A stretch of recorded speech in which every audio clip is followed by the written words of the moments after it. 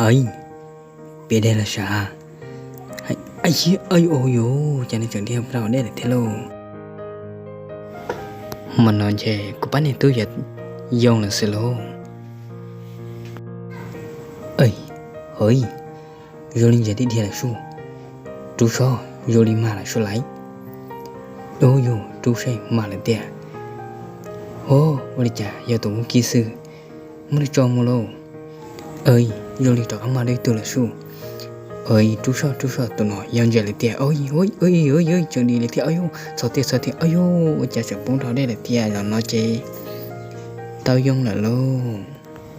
Ô lý chạy, tụi mình nông lại nói, yếu chọn dây giống dịu lô lên nè.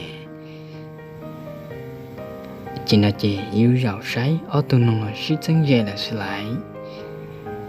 Yếu tôi chú chú mà là chị, yếu cây rào sáy là sĩ chân dây, theo sĩ là dây là sư, giá mua giá lọ trong này đúng có. Ôi, anh ấy cho tỏ nó, ô lý chạy dụ mong. Ô đó cũng báo tạo lô lên nè. Hỡi, rồi lúc bên đây, nhớ là tao bố sẽ tao là xa. Chị cũng sẽ trả con lông gò. Một sọ sẽ bỏ lại lúc bên đó. Ây dô, ôi chả này cho bóng thọ bỏ đây là thịa. Mà nó trẻ của chị tao đã cho họ lỗ. Tôi nó là món chỉ rong này trẻ, chúa chỉ tầm giờ lì lô.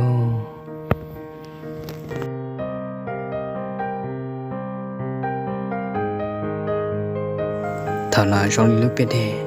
Nếu cứ ta tại tôi nhớ là sợ bố sẽ.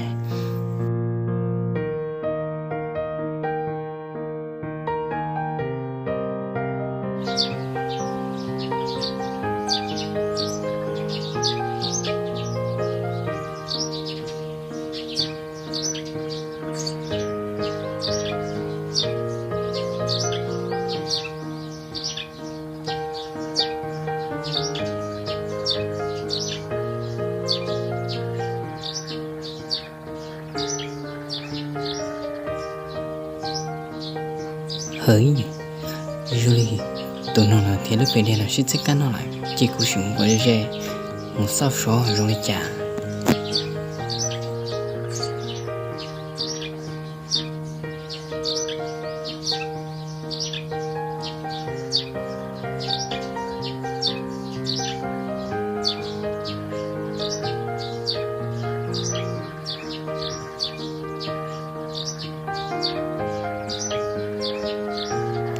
nhân là xe tụi nó là thế lúc về đây nó yếu đi chả.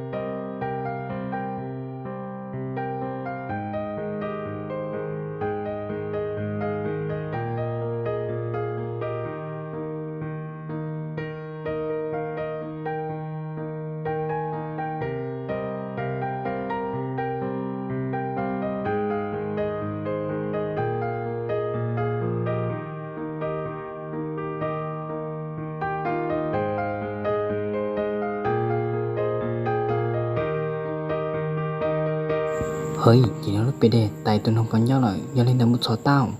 Chứ, ơi, ơi, chà, chỉ lên lại đó sao? Ê, cho kia, ôi, trời nhà thế, ôi, tích phải khẳng cao, ôi, tao kia lại, ôi, có chỉ đi lại luôn.